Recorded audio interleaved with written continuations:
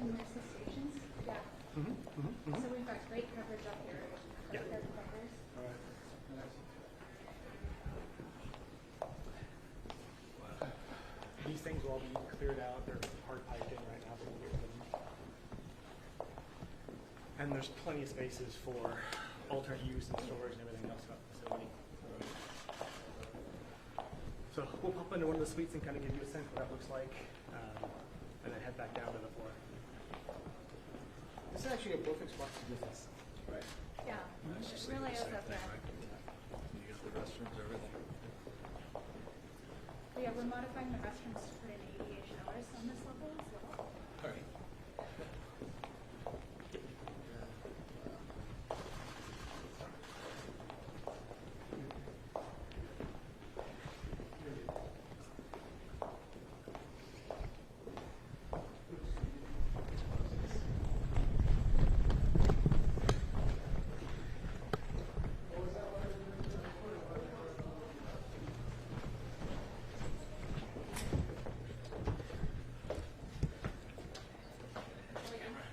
Be right over your shoulder. Okay.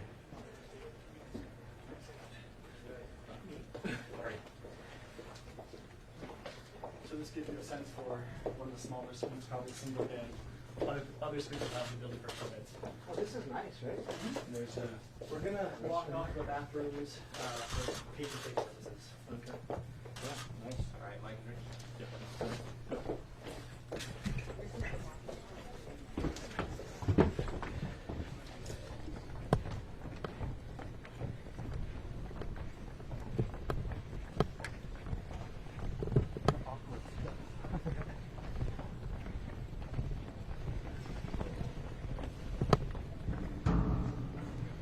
Thank you.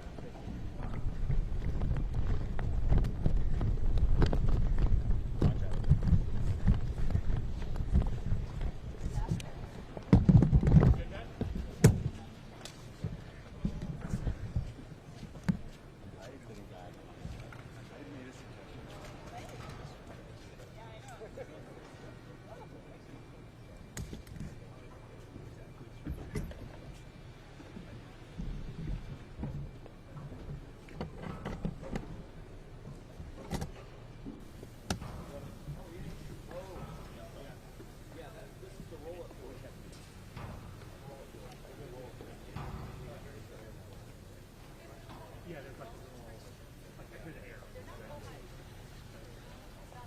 I'll do the closing.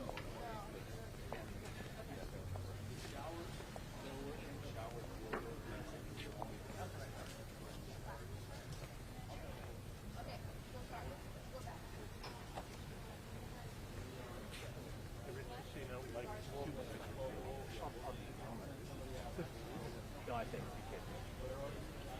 I was trying to. Good editing.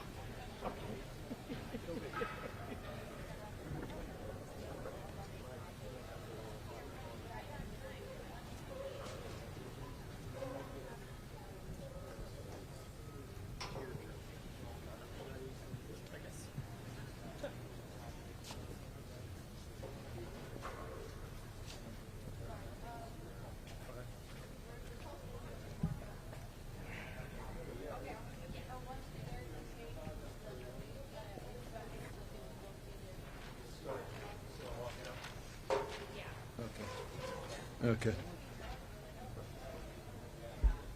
Get this right. You got that? Tell me when. All right. Thank you all for indulging us as we make our way to one of the new sites that we're upgrading to meet this moment to address the issue of the surge here in the state of California. I want to first, though, contextualize this moment in this space by stating the obvious. Everything that's going on in the United States, everything that's going on in New York and other parts of this country, we want to extend not only thoughts and prayers, but we're also extending a hand of support with ventilators.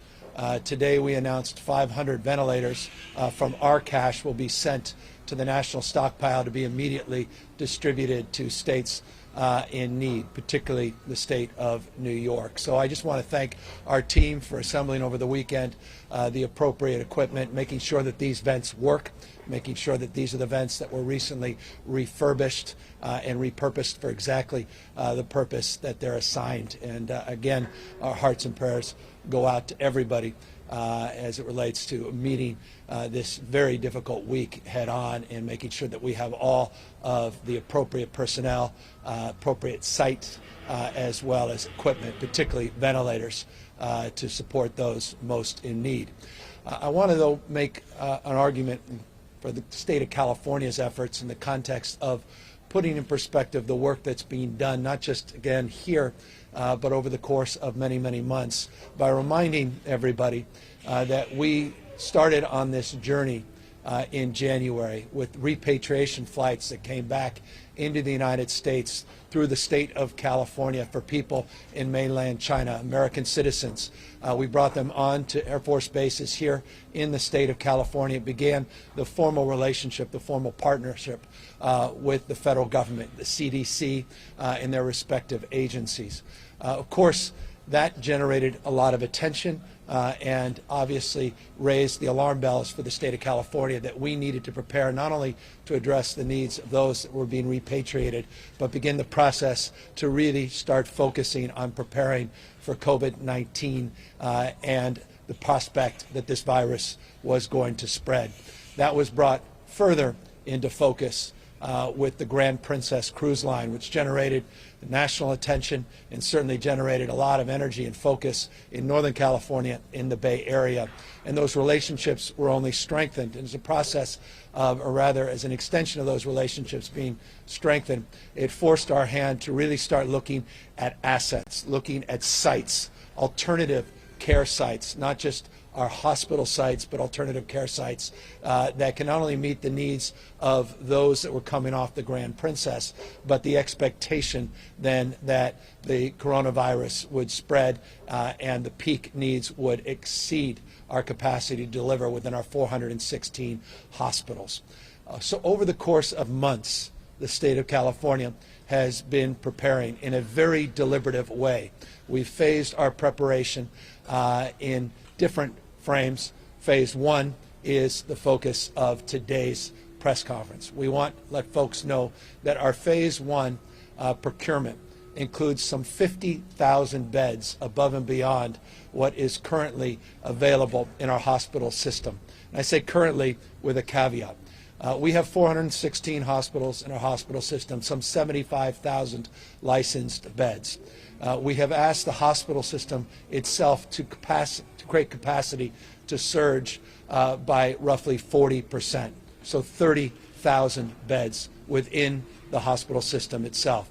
The additional surge, the 50,000 phase one goal, would come from the state working with partners at the local level, 20,000 beds for alternative care sites. So within the hospital system, acute care, a focus on building capacity and assets in and around those hospital footprints, in and around the emergency rooms, in and around the operating rooms, with existing staff to the extent we need to surge the staff, a health corps support that we've been talking about the course of the last week or so.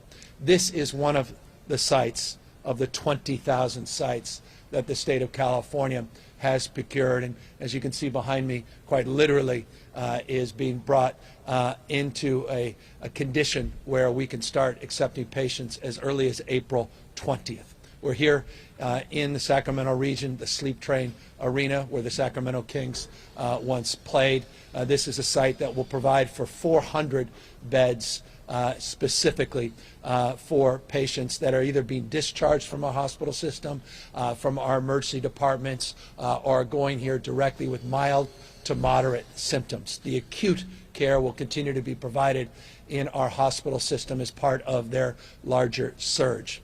This is one of a dozen plus sites that the state of California has already procured.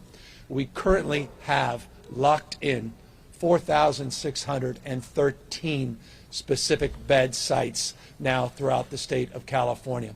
We have sites like this arena in every major region in the state of California. Those 4,613 beds are currently locked down, but they're not by any stretch the totality of what we're trying to source and the number, again, of 20,000 that we ultimately are going to seek. We have 5,005 additional beds that we currently have identified and in the process of negotiations, but we've locked in, like we have here, 4,613, again with an anticipated peak into mid-May. So we're well on schedule, all part of our ongoing preparation plan, phase one, to get to those 50,000 beds. Let me flesh out a little bit more about what those beds look like, because they all don't look like this arena. We worked first to secure Seton Hospital in Northern California, hospital that was no longer operating as it once was, 220 beds specifically now available at Seton. We did the same for St. Vincent Hospital down in Los Angeles. 266 beds will be made available. And by the way, that goes operational on Monday, April 13th, because of a partnership with Dignity and a partnership with Kaiser. And I want to thank Dignity and Lloyd Dean, Kaiser and Greg Adams for their support, their stewardship, working with the county to secure that site and make St. Vincent operational. Of course, the USNS Mercy, also part of that hospital surge, 550 beds as part of phase one of their capacity build. So those are on the hospital side. Those are assets locked in. On the alternative care side of things, not only, again, this arena, but we've identified Fairview Developmental Center, 520 beds. We've identified Porterville Developmental Center, 246 beds. We have identified other locations throughout the state of California, including hotel rooms in San Carlos, 120 beds. And then we have on top of that all of those medical stations that came from the federal government with the support of the president, 2,000 beds as part of that FMS program. 5 of those sites are already up, not necessarily running, but locked down, and we've unloaded all of the cash, the equipment, and supplies, and we have prepped those sites. 3 additional sites of those original 8, 250 beds per. That's the 2,000, 8 sites, 5 done, 3 remaining. Those 3 are up and around Shasta, Butte County. We have one down in San Diego, and I want to congratulate the work of the county down there for announcing that and finding an appropriate site for that. Nathan Fletcher, supervisor, and others that were doing that over the weekend. And then a site in Fresno that we are in the process of unloading and setting up. So those 8 sites, plus those hospitals, plus alternative care sites like this, that's the 4,613 beds that we have locked down and ready to go with. That said, it's one thing to have the beds, it's another to have the personnel. And just to explain a little bit about how these things are working, the hospitals, I talked about the partnership with Kaiser and Dignity down in Southern California. Each and every site has different operations, different specs in terms of support, who's managing them, where we're procuring the appropriate protective gear, and the like. The FMS sites, these medical stations, are county-state partnerships. In some cases, the county is taking all the responsibility themselves, but broadly, county-state partnerships. As it relates to sites like this, we are working with the county, and we are working through our health core, which now has a total number of applications. This was the healthcore.ca.gov website we launched less than a week ago. Over 81,879 people, not over, as of this morning, 81,879 people have filled out a formal application on that site. That will provide the surge capacity in terms of personnel we'll need to appropriately staff, as an example, the 400 beds that will be on this specific site.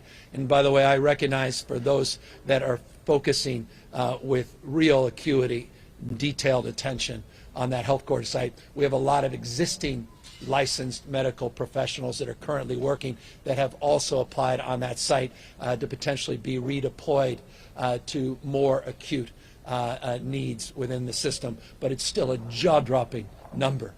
80,000+ people that are willing to meet this moment. Again, these are the phlebotomists, the EMTs, the paramedics, the nurses, nurse practitioners, and doctors, and the like, radiologists that have all filled out that application. So physical sites, the human capital that are needed, and doing everything we can to procure more PPE. We are not naive. We're very proud to be able to extend a hand of support with those 500 ventilators and send them back east. But we're not naive that we need to continue to procure more ventilators, not just gowns, masks, coveralls, shields, these N95 masks in particular. And we continue to do everything in our power to continue to build out that inventory as well. Again, it's a three-legged stool.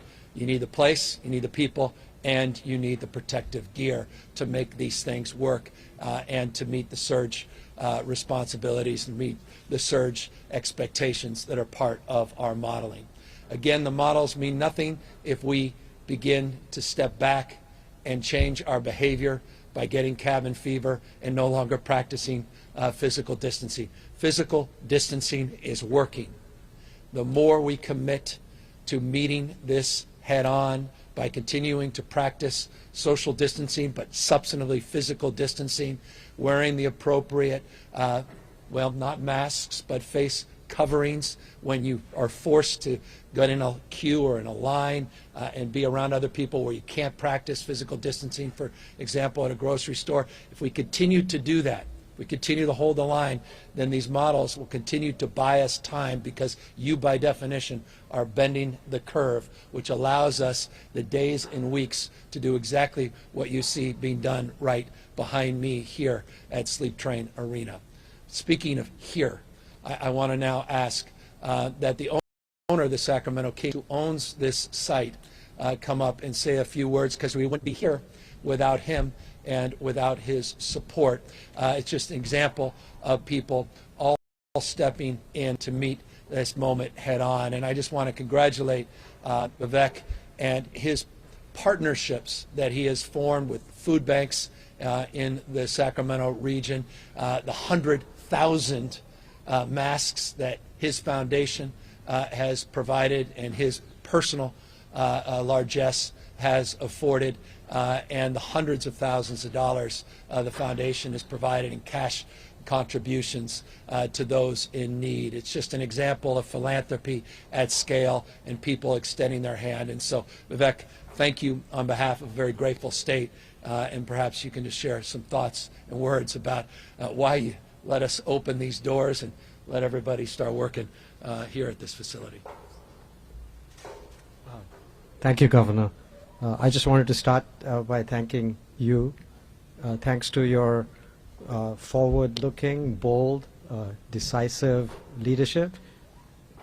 There's no question you're the best governor in America, but when history is written, people are going to remember that thanks to your actions, thousands, if not tens of thousands, of lives have been saved. So as a Californian, I thank you from the bottom of my heart. I also want to thank Congresswoman Matsui for her leadership in Washington, our great Mayor Steinberg, and Councilwoman Ashby for their partnership and their support. This is a really difficult time for all of us, and our hearts go out to all those who have been impacted by this terrible virus. Also want to show great gratitude to the doctors, the nurses, the folks that deliver us food, all the people that are on the front lines facing this invisible enemy every single day. So we all owe you and thank you. Thank you for your efforts. We at the Sacramento Kings have always believed that it's bigger than basketball, and if we can use our platform to impact the world in a positive way and make a difference, then that's what we need to do. The city has always been there for us, and we will be there for the city in any small way that we can. This where we're standing right now is is actually one of the iconic venues in sports history. This is actually where LeBron played his first game, and now it's going to be taking care of Californians. So its history of big moments continues. We thought we were done with this arena when we moved out, but in fact, the arena still lives on, and hopefully it'll play its part in contributing to the state. Governor, I'm an immigrant to this great country, and I have great belief and faith in the ingenuity, the resilience, and the determination of the American people. So I fully believe, as bad as this invisible enemy is, thanks to your leadership, we in California and we in America will triumph over this. And I thank all of you for giving us the opportunity to be some small part of your efforts. Thank you. Thank you, Vivek. Thank you so much on behalf of all of us for immediately making available this arena before we even asked. This was offered, and the fact that we're here in such a short period of time and already seen the construction is testament to your support and to the spirit that you have advanced, and so I'm very, very grateful to you. Let me just extend a few other points of consideration. We talk about these 50,000 beds in our Phase 1 strategy based on our modeling. Here's some good news. Within the hospital system itself, they believe they have the capacity in our 416 hospitals to do even more than the 30,000 beds that they originally proposed. That was representative of about a 40% surge. They believe they can do thousands of additional beds, and we believe that's the most appropriate use of resources because the staffing already exists and the footprints at those sites could be expanded much more efficiently and effectively, and the staffing much more efficient and effective if indeed that's the case. So the overall numbers will begin to shift between those two buckets based upon the manifestation of those additional plans. And so once again, I want to just thank the hospital system, their representatives for doing a wonderful job, including on this point. We've talked about ventilators, the 500 ventilators. One of the reasons we felt more confident in our ability to extend a hand on ventilators and send them back east is because the hospitals themselves that originally had an inventory of 7,587 vents, 7,587 vents, today have currently 11,036 vents.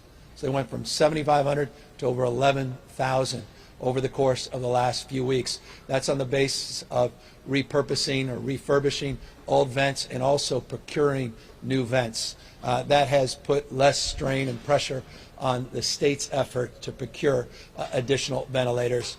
Make no mistake, though, we are full force going around the world to procure even more ventilators and continue to work with companies on bridge ventilators like the ones we've been talking about, that Virgin Orbit and others are beginning to procure and do more to make sure that we are being innovative in terms of how we utilize existing vents, working in partnership with Stanford University and others.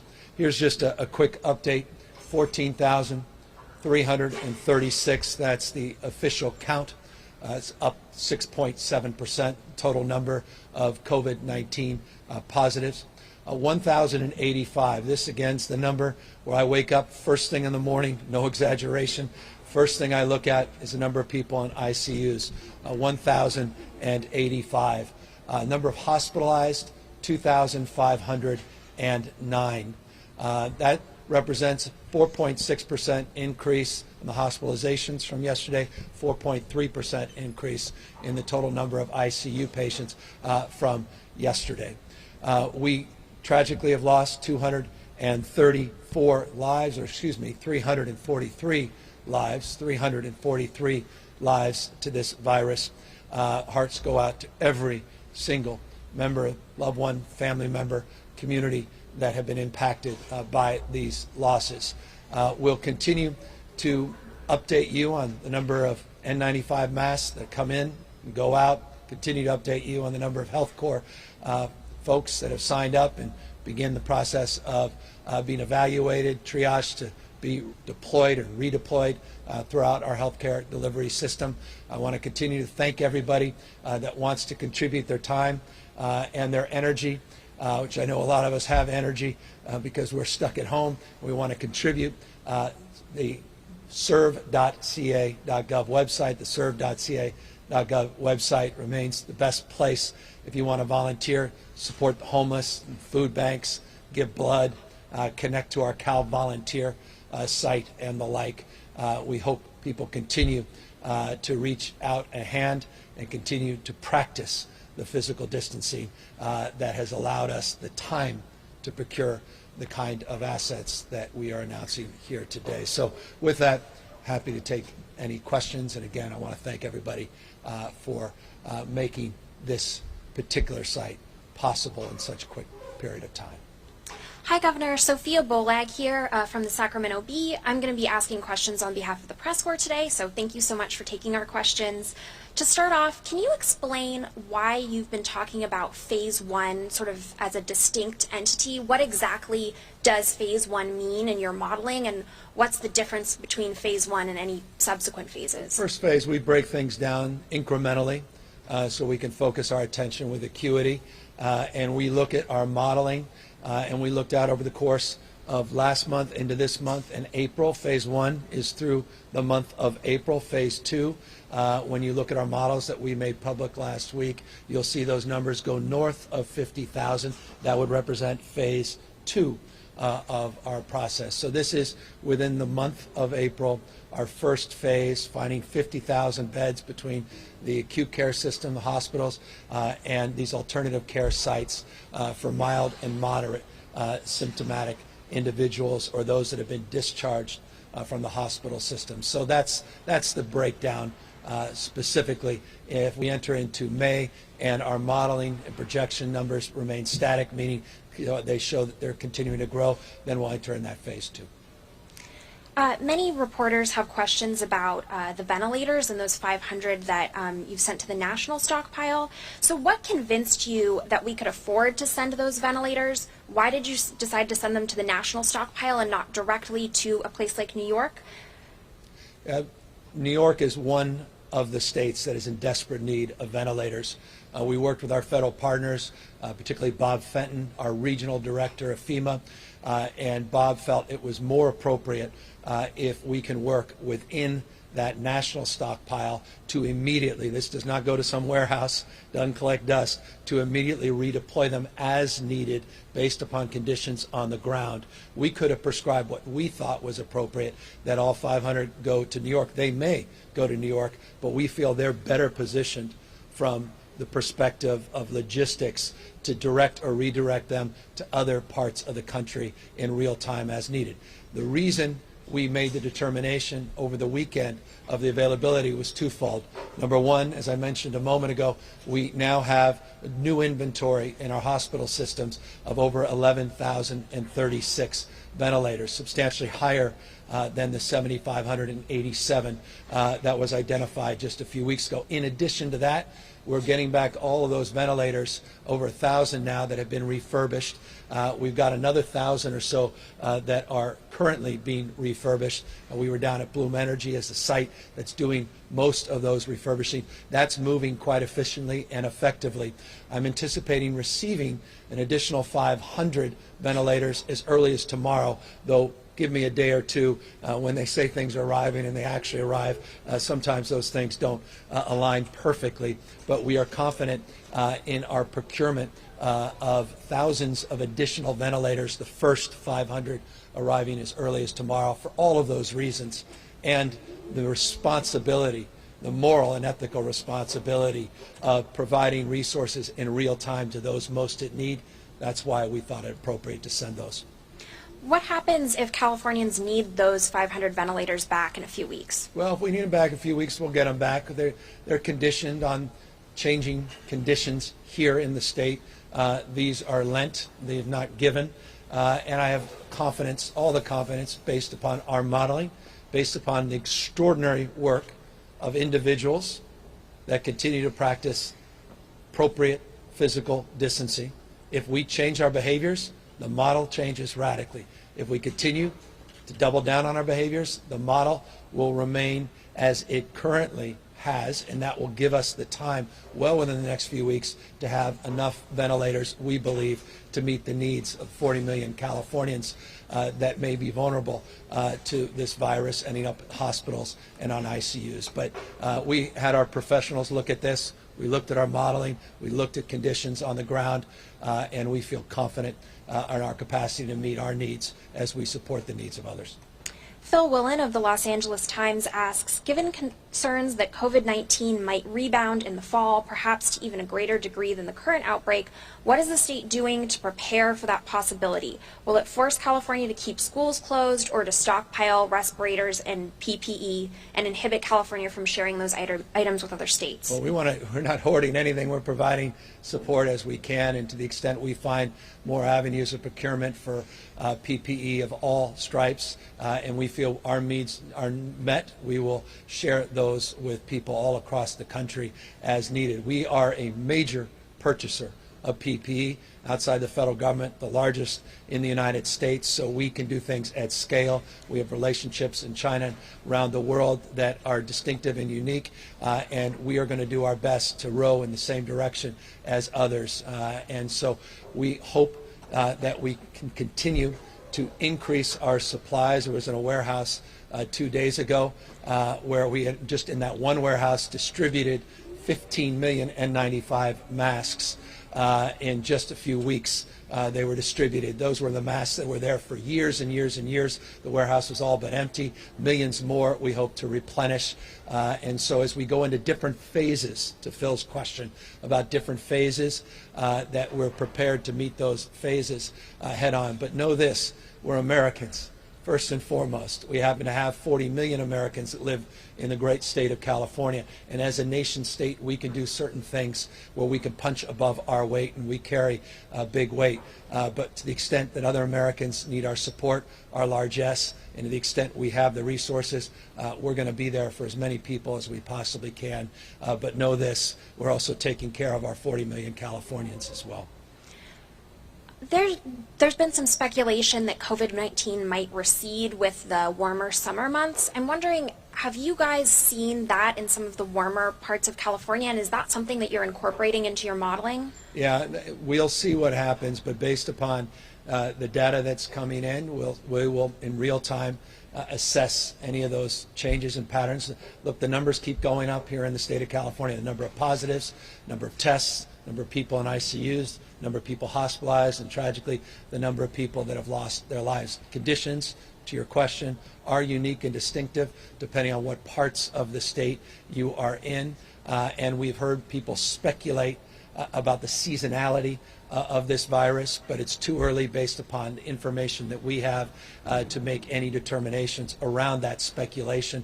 There's no patterns that exist within the state that I'm aware of that would lead us to conclude that that indeed is the case. We're hopeful in the seasonality, but by no stretch of the imagination does that change our modeling currently or our approach to procuring sites, people, and appropriate personal protective gear. And forgive me, this goes to Phil's previous question as well.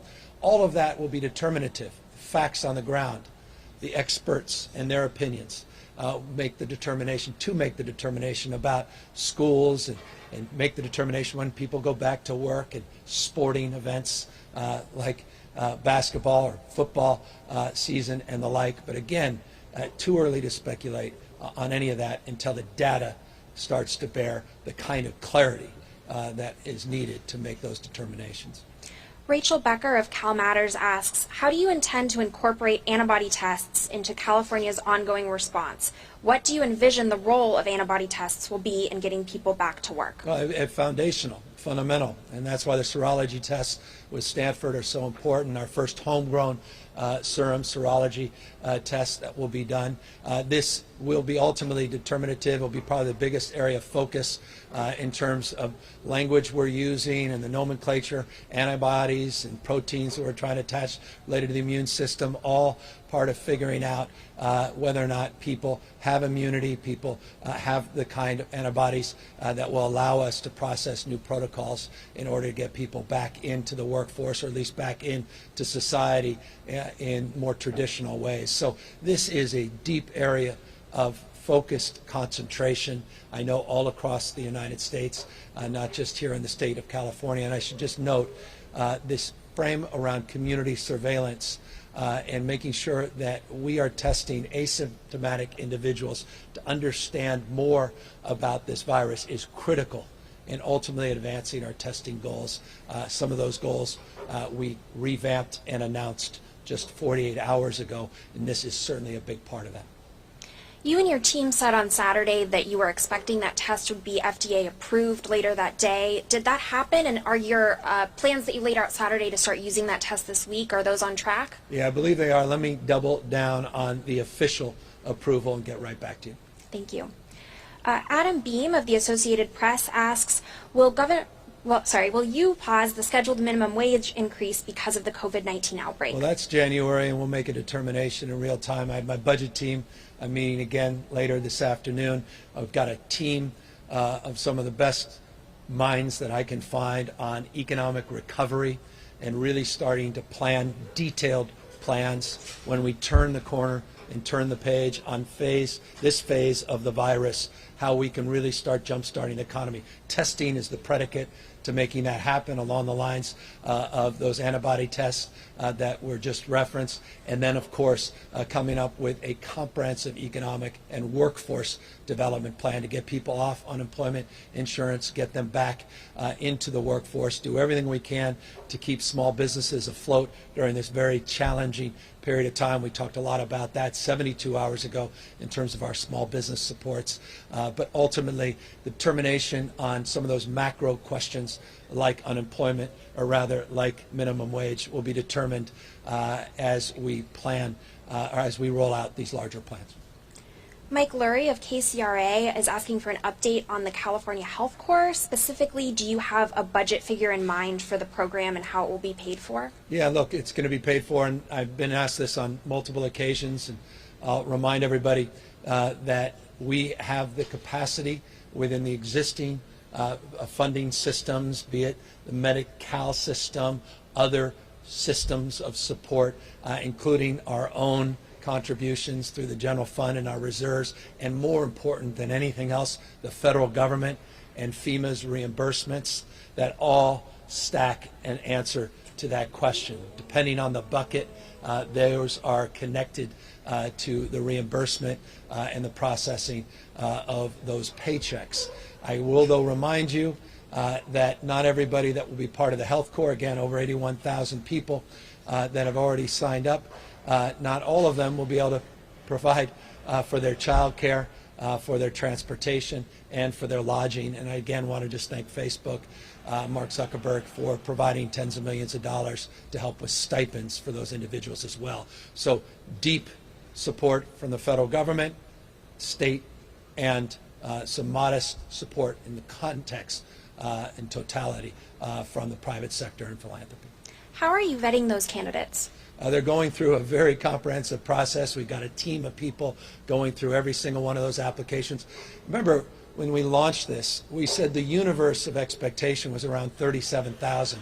We've now blown past 80,000, which again just is extraordinary. And so we're going through those. A lot of them, you know, a lot of folks filled out forms and they already have existing jobs within the healthcare delivery system. So we're weeding those numbers out and we are triaging multiple things. There's geographic triage, meaning where are you physically and where are the needs most, and see if those match.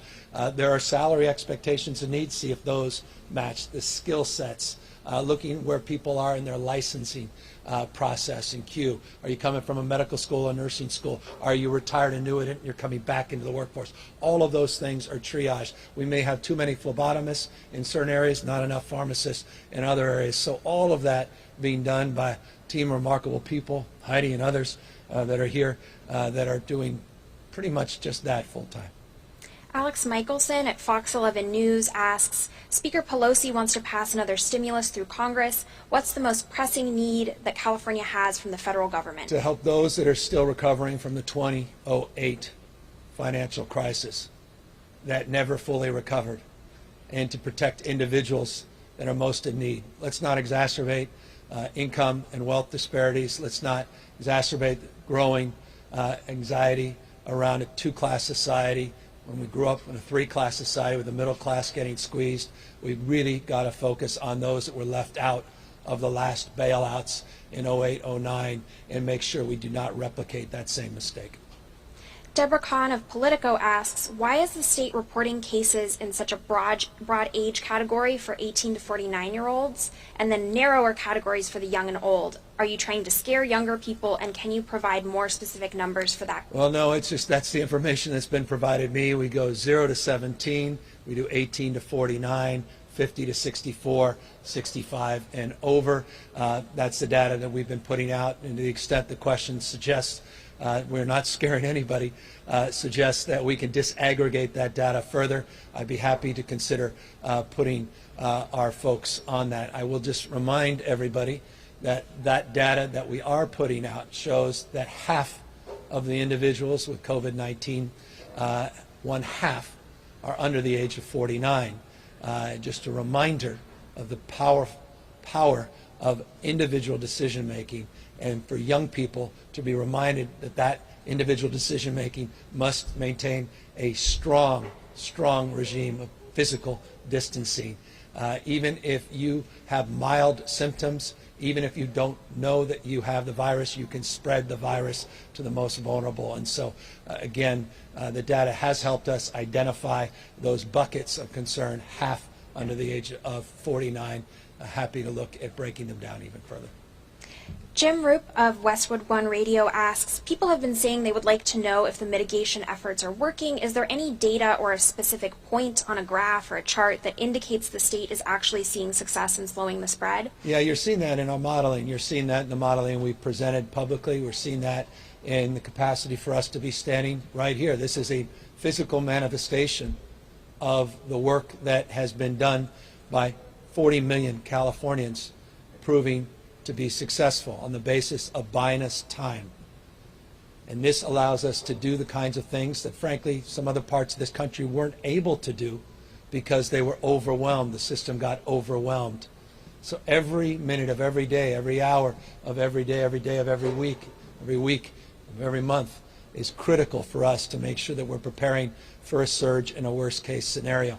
But the current modeling that we have made public and the growth, as I said, the growth you've seen just in ICU and the hospitalizations, the two most critical numbers from our perspective, that growth has been steady. And if you extend that out, we are looking at a path into May before we peak based on current data.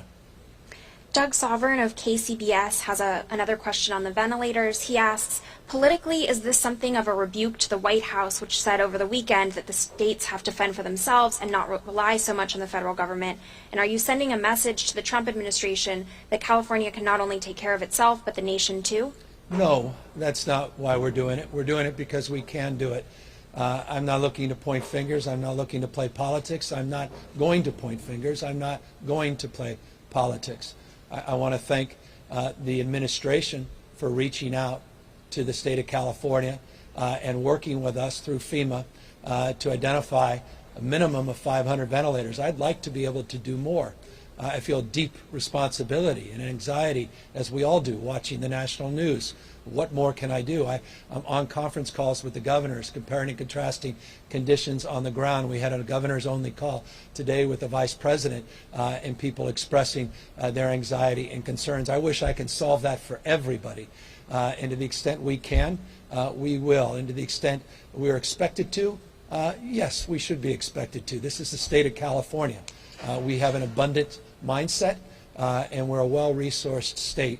So I expect, and I imagine everybody expects California to do more than most other states, and we'll continue to try to do our best.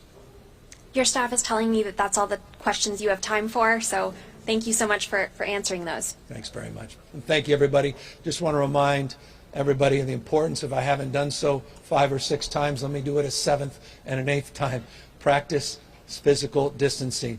Thank you to everybody over the course of this weekend. Our parks, our playgrounds, our beaches, where I think reasonably, not in every case, reasonably underwhelmed because people were taking these stay-at-home orders seriously and taking the physical distancing seriously. As the weather gets better over the course of this next week and into the weekend, I will remind everybody on a daily basis, to the extent even more on an hourly basis, to continue to double down on what has been working here in the state of California. Let us not look back and dream of regretting because we didn't do all we could to continue to bend that curve.